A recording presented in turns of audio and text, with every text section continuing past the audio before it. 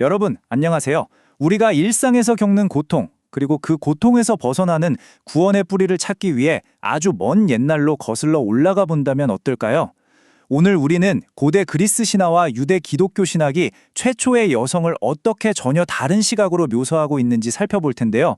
이 두 가지 압도적인 세계관이 어떻게 충돌하고 또 기막히게 교차하는지 이 흥미로운 탐구를 지금 바로 시작하겠습니다. 이 고대의 이야기들을 제대로 이해하려면 일단 프로메테우스의 극적인 이야기부터 꺼내야 합니다. 신들의 불을 훔쳐서 인간에게 전해준 죄로 바위에 묶인 채 영원히 독수리에게 간을 쪼아먹히는 형벌, 다들 한 번쯤 들어보셨죠? 근데 여기서 진짜 흥미로운 포인트가 뭐냐면요. 고대 그리스인들은 인간에게 주어진 최초의 여성이 바로 이 불을 훔친 사건에 대한 제우스의 보복 프로젝트에서 시작되었다고 믿었다는 겁니다. 오늘 우리가 살펴볼 핵심 주제는 이렇게 5가지입니다. 첫째, 불의 대가. 둘째, 먼지와 돕는 배필. 셋째, 타락과 땅. 넷째, 두 말씀과 두 잉태. 마지막으로 저주의 역전까지. 바로 들어가 볼까요? 첫 번째 파트, 불의 대가입니다. 고대 그리스 문헌들은 대체 왜 최초의 여성 창조를 신들의 징벌로 바라보았을까요? 신화의 기록을 보면요. 정말 이제 차갑고 직설적입니다. 제우스가 프로메테우스의 행동에 화가 단단히 나서 대장장이 신에게 흙으로 아주 아름다운 처녀를 빚게 합니다. 이 문헌은 그녀를 인간이 결코 감당할 수 없는 함정이자 불을 훔친 대가로 마련된 재앙이라고 딱 못 박아 말하죠. 시작부터 철저하게 남성들을 벌하기 위한 목적으로 설계됐다는 겁니다. 이건 당시 그리스 사회가 결혼을 얼마나 냉소적이고 비관적으로 생각했는지 아주 잘 보여주는데요. 완전 진토양난이에요. 결혼을 피하면요. 돌봐주는 사람 없이 고독한 노년을 맞이하고 재산은 먼 친척들이 다 가져가죠. 그렇다고 좋은 아내를 맞이해도 평생 화와 복을 롤러코스터처럼 겪어야 합니다. 만약 악처를 만난다면 그건 그냥 치유 불가능한 평생의 재앙이라는 거예요. 어느 쪽을 택하든 완벽한 덫이었던 셈이죠. 자, 분위기를 좀 바꿔서 두 번째 파트, 먼지와 돕는 배필로 넘어가 보겠습니다. 구역성서의 창세기는 앞서 본 무시무시한 징벌의 이야기와는 전혀 다른 창조의 과정을 들려주거든요. 여기서 우리가 딱 기억해야 할 히브리어 단어가 하나 있습니다. 바로 아파르인데요. 땅의 흙이나 먼지를 뜻합니다. 신이 바로 이 아파르로 사람을 지으시고 그 코에 생기를 불어넣어 살아있는 존재로 만드셨다는 거죠. 인간의 기원을 우리가 발딛고 있는 바로 이 대지에 직접 연결해 둔 겁니다. 여기서 그리스 신화랑 엄청난 차이가 생겨요.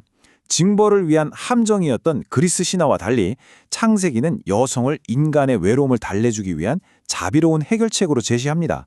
사람이 혼자 사는 게 좋지 않다고 선언하시고는 깊이 잠든 아담의 갈빗대를 하나 꺼내서 돕는 배필로 여성을 창조하신 거죠. 이 창조는 곧 인류 최초의 정말 아름다운 선언으로 이어집니다. 이는 내 뼈 중에 뼈요, 살 중에 살이라. 여성을 처벌의 도구가 아니라 인간을 온전하게 만들어주는 조화롭고 본질적인 존재로 인정하는 거죠. 멋지지 않나요? 하지만 늘 비극은 찾아오죠. 세 번째 파트, 타락과 땅입니다. 전혀 다른 시작을 가졌던 두 이야기지만 흥미롭게도 인간의 조건을 완전히 추락시켜버리는 결정적인 위반의 스토리를 공유합니다.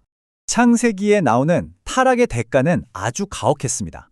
뱀에게 속아서 금지된 것을 먹어버린 후 엄청난 결과가 따르죠.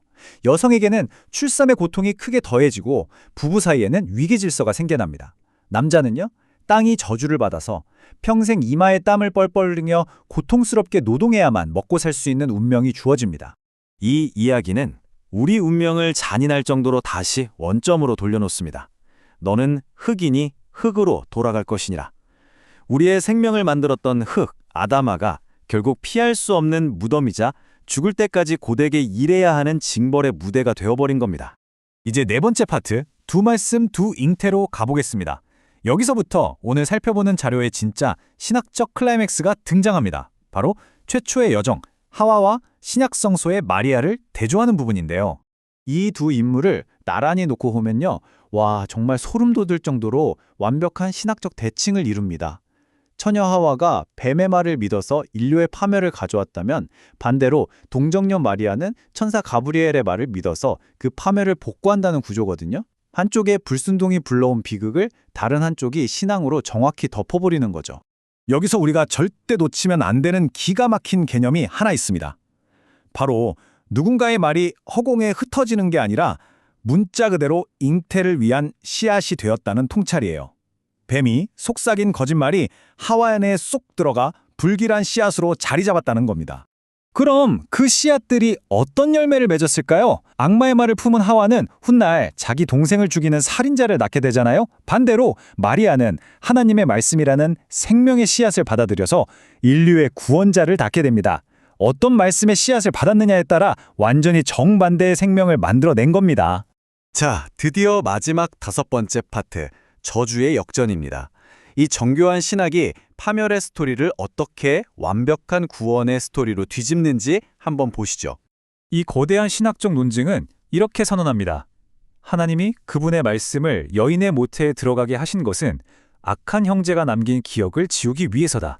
이게 무슨 뜻이냐면요. 과거 뱀에게 속아 오염됐던 바로 그 장소, 즉 여섬의 모태를 통해서 그리스도가 오셔야만 타락의 흔적을 싹 다 지워버릴 수 있었다는 통찰이에요. 한마디로 구원이란 원래 있었던 비극을 거울처럼 똑같이 비추면서 완벽하게 뒤집어버리는 엄청난 역전극입니다. 인류가 단죄받았던 정확히 그 위치에서 여성을 통해 멸망했던 인류를 다시 똑같이 여성을 통해 구원으로 이끌어낸다는 거죠. 이게 바로 상처를 치유하는 신학의 정교한 설계입니다. 자, 오늘 탐구를 마무리하면서 이런 생각이 들지 않으시나요? 누군가에게는 징벌의 도구이자 재앙으로 여겨졌던 여성, 그리고 누군가에게는 타락의 통로이자 동시에 위대한 구원의 통로로 그려진 여성.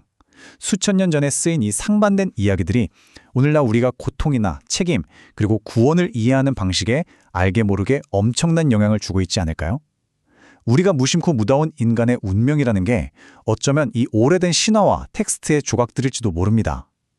여러분은 어떻게 생각하시나요? 오늘 살펴본 이야기들이 던지는 질문에 대한 답은 여러분의 몫으로 남겨두겠습니다. 끝까지 함께해 주셔서 감사합니다.